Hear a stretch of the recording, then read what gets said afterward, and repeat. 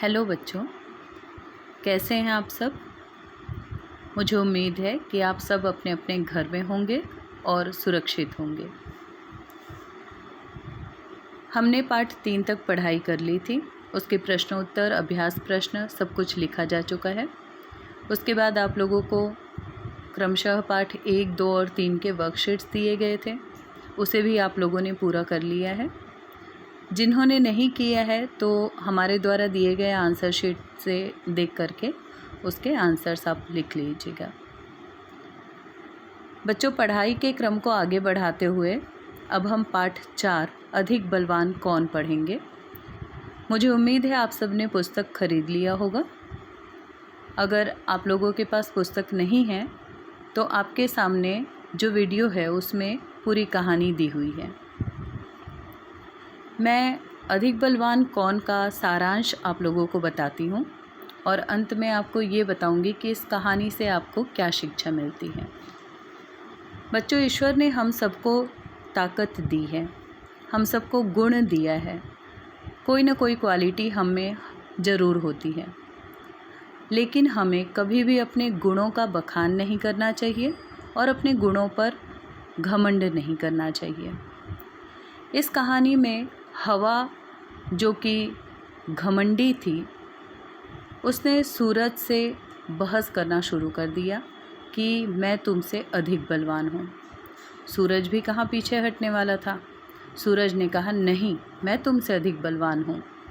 सूरज और हवा की तू मैं चल रही थी। इतने में हवा की नज़र सामने से आते हुए एक आदमी पर पड़ी। हवा ने कहा, इस तरह से बहस करने से कोई फ़ायदा नहीं होगा। एक काम करते हैं, हम दोनों अपनी अपनी ताकत का प्रदर्शन करते हैं और जिसकी ताकत से सामने आते हुआ व्यक्ति अपना कोट उतार दे वो अधिक बलवान है। सूरज ने कहा, ठीक है, चलो तुम पहले अपनी ताकत दिखाओ। हवा ने अपनी ताकत दिखानी शुरू की। हवा तेज बहने लगी। आदमी के सर से उसकी टोपी उड़ गई।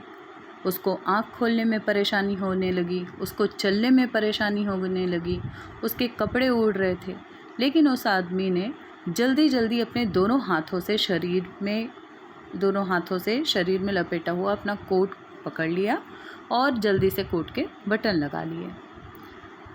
हवा और तेज बहने लगी। उसे लगा कि शायद कोट के बटन टूट जाएंगे, लेकिन ऐसा कुछ नहीं हुआ। वो आदमी ज़मीन पर गिर गया, लेकिन कोट उसके शरीर पर ही रहा। कोट उसके शरीर से निकल ही नहीं पाया। थोड़ी देर में हवा थक गई। अब सूरज ने कहा, हवा, तुम तो थक गई, अब तुम मेरी ताकत देखो। थोड़ी देर के बाद हवा शांत हुई और सूरज तपने लगा। सूरज की गर्मी जैसे जैसे बढ़ती गई, वह व्यक्ति गर्माहट महसूस करने के कारण सबसे पहले अपनी टोपी उतारा।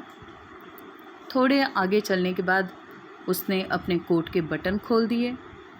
सूरज ने अपनी गर्मी और बढ़ा ली।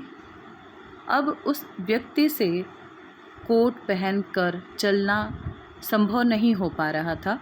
उसे इतनी ज़्यादा गर्मी लगने लगी कि उसने अपना कोट उतारा और उसे हाथ में लेकर चलने लगा। सूरज ने कहा, देखो मेरी ताकत। उतरवा दिया ना कोट। हवा ने सूरज को नमस्कार किया और कहा, भाई, मान गई तुम्हारी ताकत को। बच्चों, इस कहानी से हमें यही शिक्षा मिलती है कि हमें कभी भी अपनी ताकत पर, अपने गुण पर, अपनी विशेषताओं पर घमंड नहीं करना चाहिए। ईश्वर ने सभी में कुछ न कुछ गुण दिए हैं, कुछ न कुछ क्वालिटीज़ दी हैं और कुछ कमियां भी दी हैं। हमें कभी भी दूसरों की कमी का उपहास नहीं उड़ाना चाहिए, हंसी नहीं उड़ानी चाहिए और न ही अपने गुणों पर अभिमान होना चाहिए।